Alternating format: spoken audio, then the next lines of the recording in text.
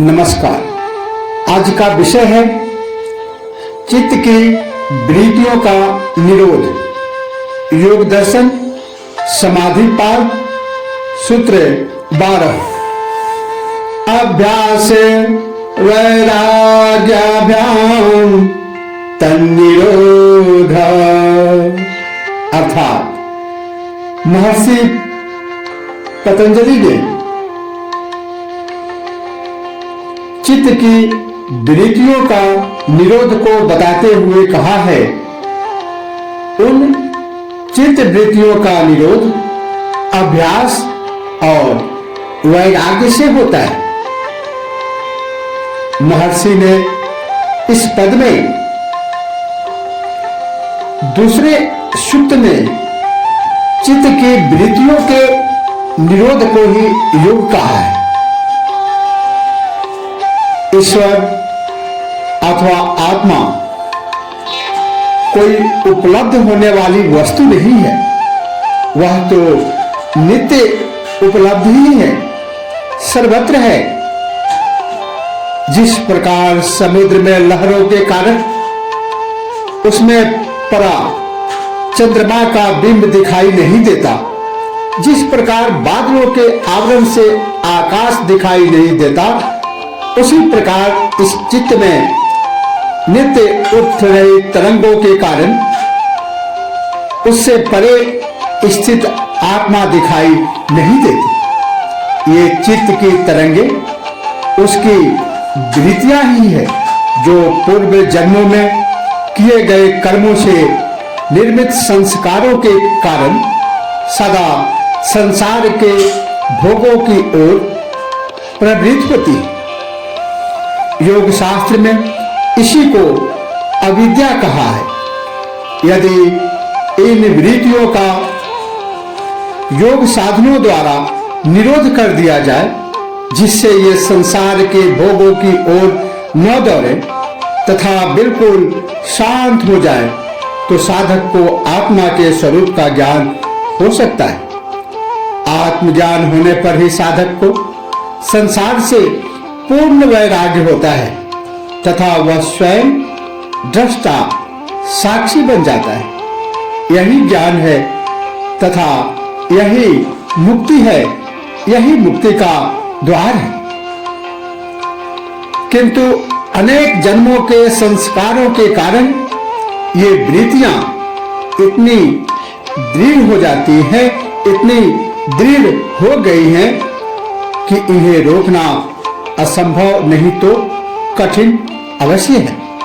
महर्षि पतंजलि इसके निरोध के दो उपाय बताते हैं, अभ्यास और वैराग्य। गीता में भगवान कृष्ण ने भी इस बात को अर्जुन को बताया था, वैराग्य न तु अभ्यासे न तु कौन्तेय वैराग्य न च गृह्यते। यह मार्ग शाश्वत है। विषयों के प्रति जो आसक्ति है उसका सर्वथा त्याग ही वैराग्य है। घर छोड़कर जंगल जाना, शरीर पर राख लपेट लेना, नग्न रहना आदि वैराग्य नहीं है, बल्कि सांसारिक विषयों के प्रति जो वासना है, आसक्ति है, लगाव है, इनका त्याग ही वैराग्य।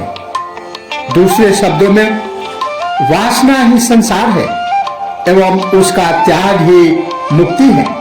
सांसारिक विषय ही दुख के कारण है तथा अपने स्वरूप आत्मा में स्थित हो जाना ही परमानंद की स्थिति है। इसीलिए पतंजलि वैराग्य की बात कहते हैं। जो विषयों के प्रति आसक्ति का त्याग किए बिना योगाभ्यास करते हैं, वे पथ भ्रष्ट ही होते हैं तथा पाखंडी माने जाते हैं। इसीलिए वैराग्य स्वरूप होकर निरंतर मन की प्रवृत्तियों को रोकने का अभ्यास करने से निश्चित ही साधक को आत्मज्ञान का सुख मिलता है। किंतु संसारी ठीक इसके विपरीत कर रहा है। वह आत्मा और ईश्वर के प्रति वैराग्य किए हुए है तथा इन वृत्तियों को रोकने का नहीं, इनको और दृढ़ और विकसित करने का प्रयत्न कर रहा है। प्रकृति से जो कुछ मिला है उसका अधिकाधिक उपभोग कर रहा है। इससे संसार में विकास तो हुआ है, किंतु भोग, वृत्ति तथा आसक्ति भी बढ़ गई है, जिससे वह दुखी अधिक हुआ है। सच्चा सुख तो आत्मज्ञान के बिना नहीं मिल सकता तथा इसके लिए इन वृत्तियों का निरोध आवश्यक है, जो निरंतर अभ्यास और वैराग्य से ही संभव है। भगवान श्री कृष्ण ने भी गीता में कहा है, हे महाबाहो, निसंदेह मन चंचल और कठिनता से बस में होने वाला है, परंतु हे कौन्ते, अभ्यास और वैराग्य से यह बस में हो जाता है। इसे एक दिन में, तत्क्षण में नहीं किया जा सकता। लगातार निरंतर अभ्यास, निरंतर प्रयास, निरंतर वैराग्य भावना की आवश्यकता है। आसक्ति छोड़ना ही वैराग्य है। आगे और भी कहा है, जो मूढ़ बुद्धि पुरुष कर्मेंद्रियों को हठपूर्वक रोककर मन से उन इंद्रियों के विषयों का चिंतन करता रहता है, वह मिथ्याचारी अर्थात दंभी कहा जाता है। गीता अध्याय 3 श्लोक 6। इंद्रियों द्वारा विषयों को ग्रहण न करने वाले पुरुष के भी केवल विषय तो निवृत्त हो जाते हैं, किंतु उनमें रहने वाली आसक्ति निवृत्त नहीं होती। इससे स्थित प्रज्ञ पुरुष की तो आसक्ति भी परमात्मा के साक्षात्कार से निवृत्त हो जाती है। इसीलिए महर्षि पतंजलि ने कहा, अभ्यास वैराग्याभ्याम तन्निरोधः इति।